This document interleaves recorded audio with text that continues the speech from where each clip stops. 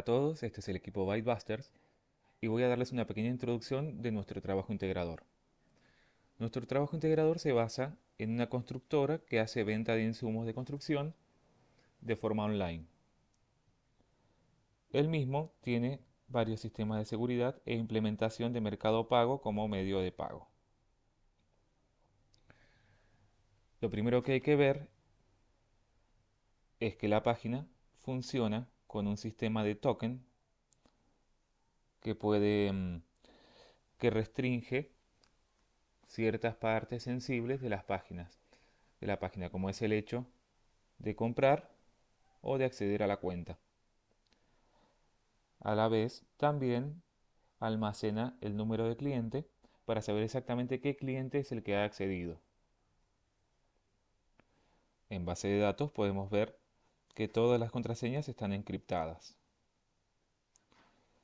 Estas son algunas de las particularidades que tiene el proyecto que hemos elegido. También puede decirse que existen dos usuarios, dos clases de usuario, que según el rol pueden tener ciertas facultades. Pero todo esto se irá explicando a medida que se vaya desarrollando el video. Hola, mi nombre es Andrés Luna y a continuación explicaré las secciones de registrarse e iniciar sesión. Primero se comienza con una vista general. Podemos ver el contenido, pero no vamos a poder comprar ni enviar un mensaje. Esto se debe a que hay un token que lo impide si no se inicia sesión, como podemos ver aquí en este ejemplo.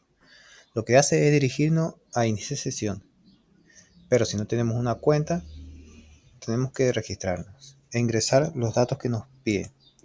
Hay dos modos para registrarse, como un cliente o como un vendedor. El segundo será explicado más adelante. Ahora comenzaremos como un cliente. Ingresamos la contraseña, un número de teléfono y un correo. Y nos registramos. Nos va a aparecer un cartel mostrándonos si nos pudimos registrar con éxito o no. Si nos vamos a nuestra base de datos MySQL, vamos a encontrar tres nuevas tablas en caso de que no existieran, que son las tablas con las que vamos a trabajar: cliente, mensaje y productos. En cliente vamos a encontrar el ID con el que nos registramos, el nombre de usuario, un password que fue encriptado, el número de teléfono y el correo de Gmail. El rol se asigna de manera manual y otorga determinados permisos dependiendo si vamos a ser un vendedor o un cliente.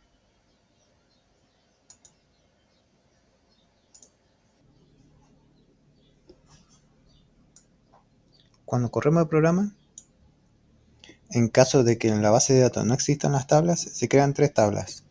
Una tabla llamada clientes, una tabla mensajes y una tabla productos.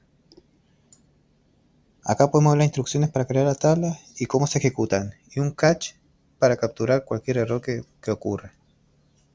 A la hora de usar una base de datos, es una buena práctica no mostrar los datos del código. Para eso creamos un archivo JS que, como podemos ver, crea un pool de conexiones. Vemos que dice host, user, password y database en lugar de los valores, los cuales se encuentran en un archivo .env que contiene información sensible.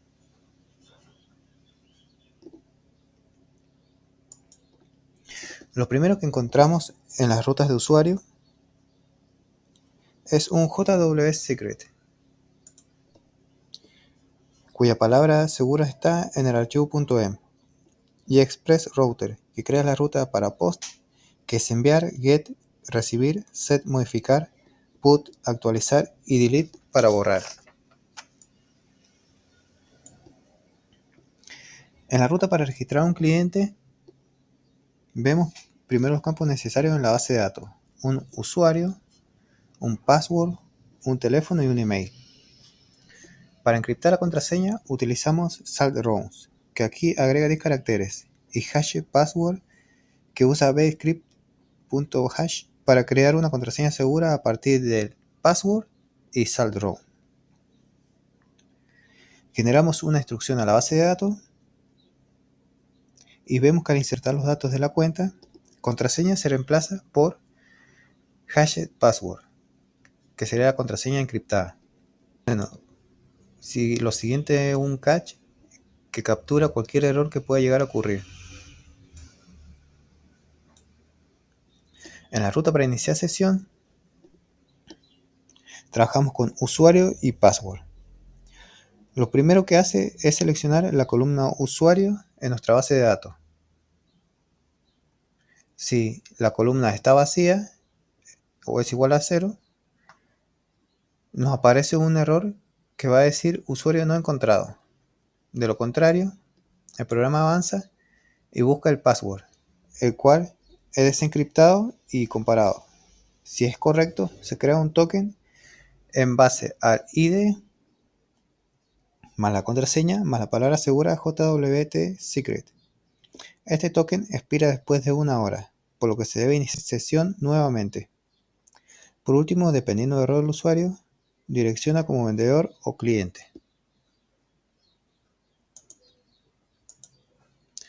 Una vez creada la cuenta, iniciamos sesión e ingresamos los datos.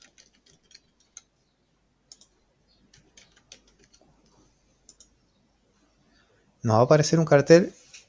En caso de que podamos conectarnos, nos va a decir inicio de sesión exitoso. De lo contrario, nos va a notificar que ocurrió un error. Una vez dentro, vamos a poder acceder a todas las características que posee el programa, como comprar. Vamos a poder acceder a los datos de nuestra cuenta, o vamos a poder dejar un mensaje para que nos contacten. Ambas opciones van a ser explicadas más adelante. Hola, soy Nicole Paicán y hoy les voy a explicar mi contribución al proyecto de nuestra página web de la constructora Bybuster. Mi tarea fue desarrollar el frontend de la sección Cuenta. En esta sección, los usuarios que inicien sesión pueden ver sus datos personales como el nombre de usuario, teléfono y correo electrónico, y tienen la opción de modificar esta información si es necesario. Primero voy a mostrarles cómo luce visualmente esta sección y luego les explicaré el código que hace posible su funcionamiento. Bien, ahora vamos a la parte visual. La página muestra cada campo de información, usuario, teléfono e email, de forma clara y organizada. Para esto, usamos etiquetas label para los nombres de cada dato y spam para los valores que se carguen de la base de datos. En la parte inferior de estos datos tenemos un botón llamado Modificar datos. Al hacer clic en este botón, el usuario será redirigido a una página donde podrá actualizar su información. Este diseño se complementa con un archivo CSS que da estilo a la sección y hace que se mantenga una estética uniforme en toda la web. En general, esta estructura permite que el usuario acceda rápidamente a sus datos y realice cambios sin dificultades. Ahora vamos a la parte del código, que es lo que hace posible esta funcionalidad. Al inicio, en el archivo account.js, se define la función obtener datos cuenta, que se ejecuta cuando la página carga. Lo primero que hace esta función es verificar si el usuario tiene una sesión activa mediante un token guardado en local store. Si no hay token, la función redirige al usuario a la página de inicio de sesión porque esto significa que no ha iniciado dicha sesión. Si el token es válido, entonces el sistema procede a obtener el cliente id del usuario y hace una solicitud fetch al servidor, utilizando el endpoint específico para obtener los datos de ese cliente. Si el servicio responde correctamente y nos devuelve la información del usuario, el código actualiza los campos de la página, mostrando el nombre de usuario, el teléfono y el email. Si los datos están incompletos o hay algún problema, el usuario recibe un mensaje de alerta. Finalmente, del lado del backend, tenemos la ruta de clientes route.js, que recibe el ID del cliente y consulta la base de datos para devolver sus datos. Si encuentra el usuario, envía los datos en formato JSON al frontend para que sean mostrados. Si no, devuelve un error informando que el cliente no fue encontrado. Y eso es todo. Con esta estructura logramos una experiencia fluida para que el usuario acceda a sus datos y, si lo desea, los modifique. Hola, soy Emiliano Grossi del grupo Bytebusters y bueno, hoy voy a explicar la parte de modificar un usuario. Lo primero que vamos a hacer es crearnos una cuenta con cualquier nombre y cualquier contraseña.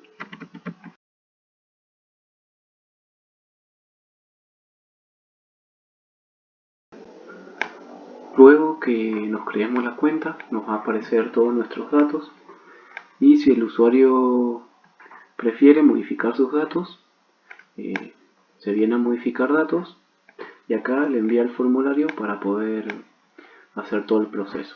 Primero colocamos un nuevo nombre de usuario,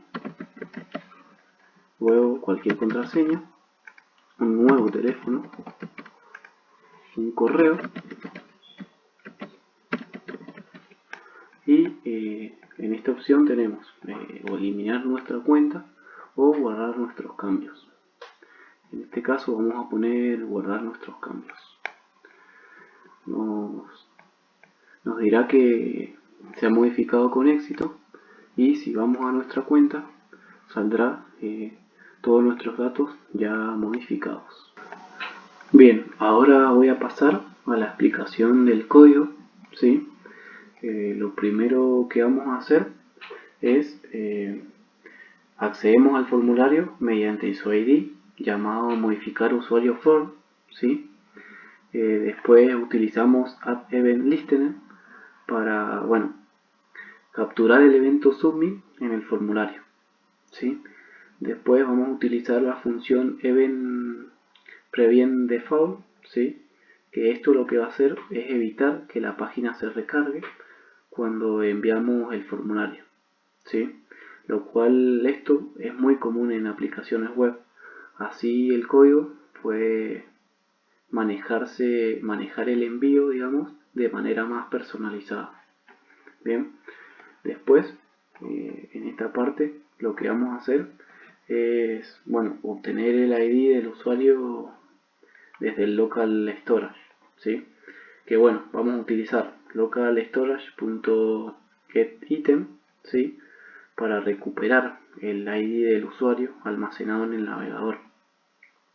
Este ID es necesario para identificar qué usuario queremos modificar.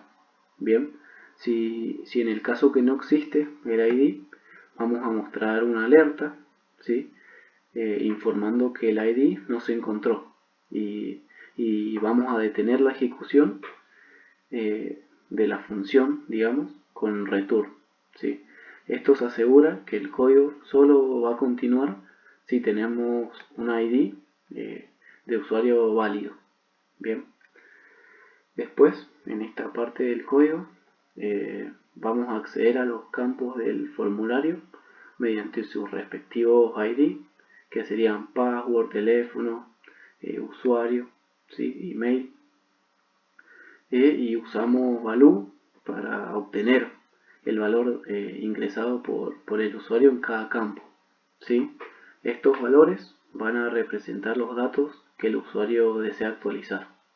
Bien, después vamos a pasar a la creación del objeto data, ¿sí?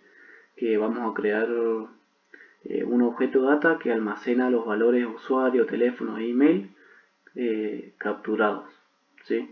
El usuario, si el usuario ha ingresado un valor para el password, también lo vamos a agregar al objeto data y de esta forma solo enviamos el campo password si se especifica, bien, evitando así modificarlo cuando esté vacío.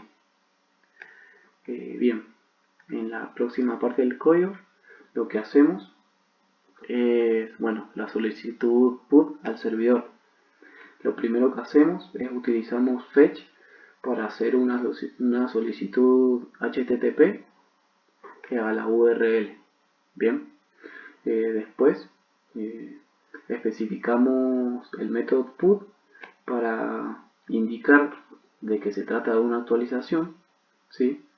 Y bueno, después convertimos el objeto data a un JSON, ¿sí?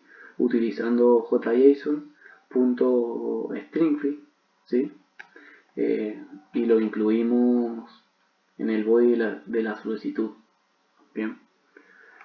Por último, en esta parte del código, lo que hacemos, bueno, el manejo de la respuesta del servidor sería. Eh, Luego de enviar la solicitud, el bloque TreeCatch nos va a ayudar a manejar la respuesta, digamos.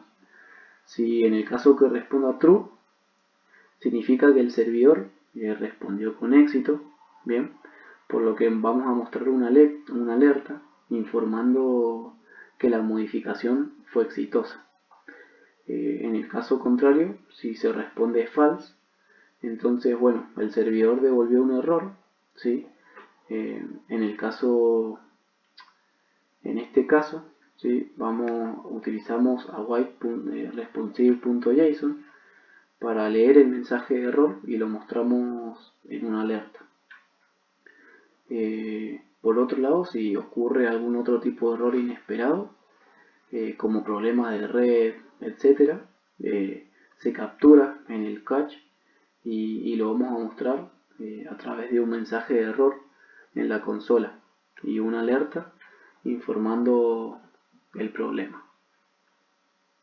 Hola, soy Hernán Vega y me toca explicar la preferencia de pago. En sí, hemos usado el mecanismo de mercado pago. Como verán, podemos elegir cualquier producto más de una vez. Y en el carrito de compras no solo se muestra, sino que existe la posibilidad de comprarlo, creando una redirección a pagar.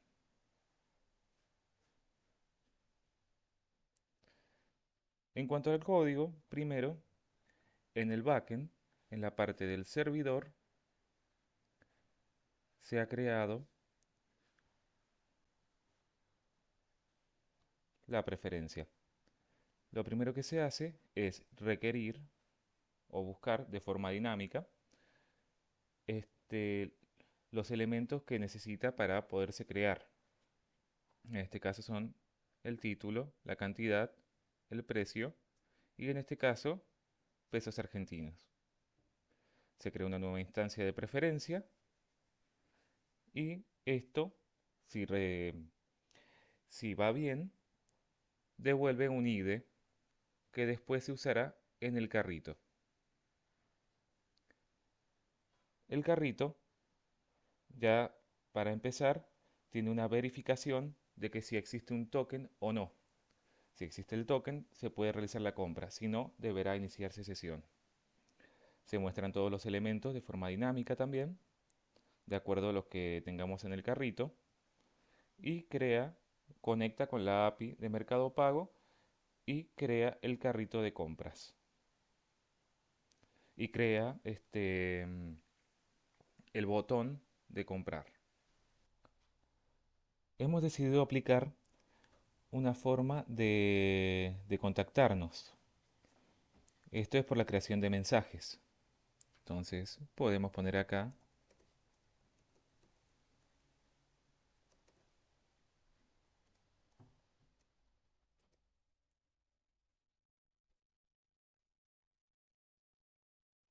entonces el mensaje es enviado y almacenado en la base de datos.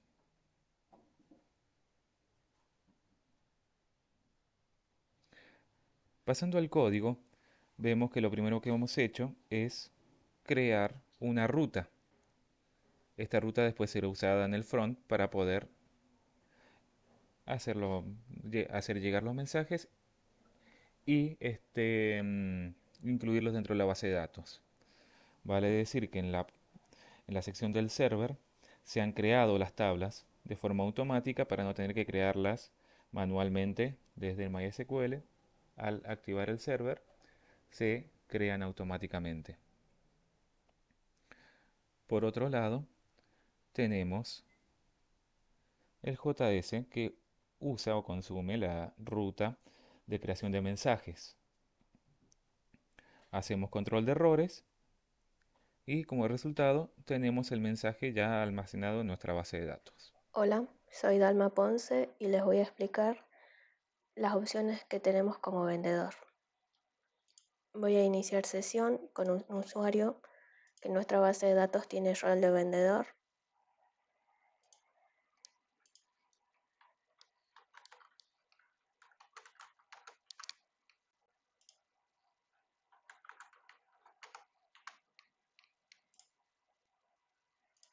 Hacer un inicio de sesión exitoso nos redirige a una pantalla donde vamos a poder cargar productos para visualizarlos en nuestra base de datos. En este momento no tenemos ninguno, así que voy a cargar un par de productos.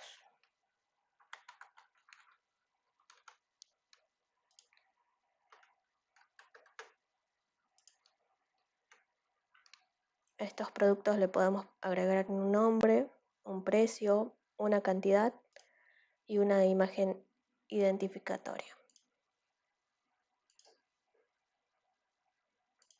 Voy a agregar otro producto.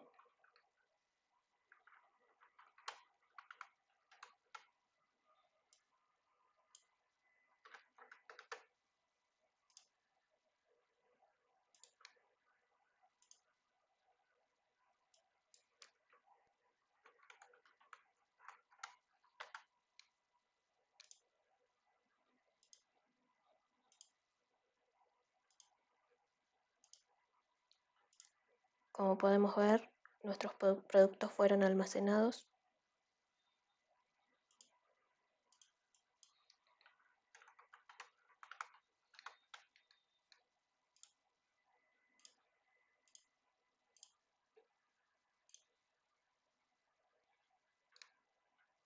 Y dirigiéndonos mediante la navegación de nuestro vendedor a productos, podemos gestionarlos. Podemos eliminarlos.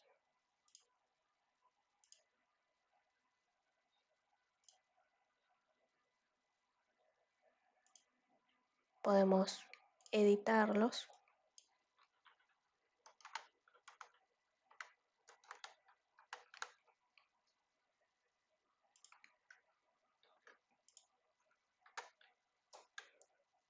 Podemos editar uno o más datos del producto.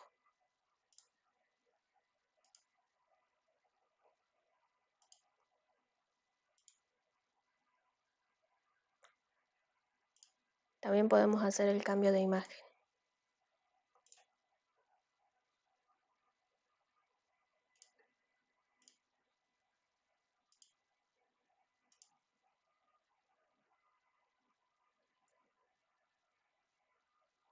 Estas opciones se gestionan en el backend mediante la vista mediante HTML, donde tenemos un formulario para cargar los datos del producto, tanto como nombre, precio, cantidad y la imagen. Un archivo en JavaScript donde gestionamos y enviamos a nuestro servidor la información para que sea almacenada en la base de datos.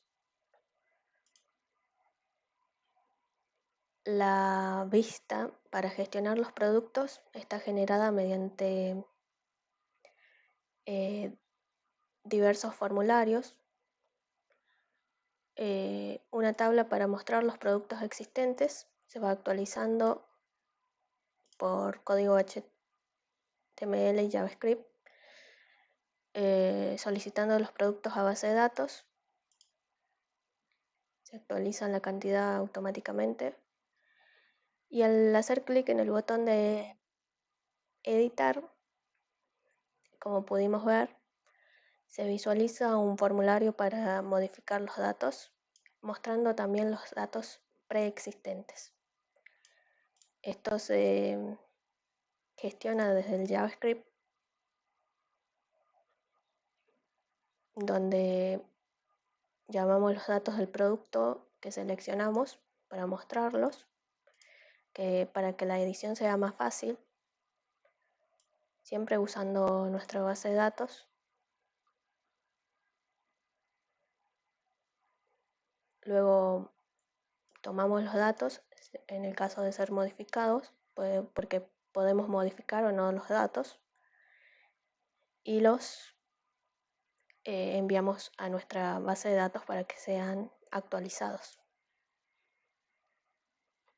También podemos cancelar nuestra edición o eliminar en el producto un producto, como pudimos ver. Las imágenes se almacenan en nuestra raíz de proyecto en un directorio llamado uploads. Tenemos las diferentes imágenes que se almacenan con un nombre random, diferente al que tenían previamente, usando Multer. Aquí configuramos Multer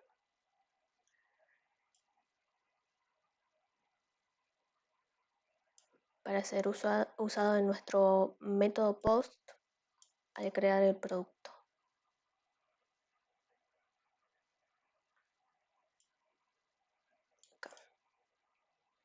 En base de datos únicamente se almacenaría la ruta de la imagen, la cual luego usamos en nuestro método get para mostrarla.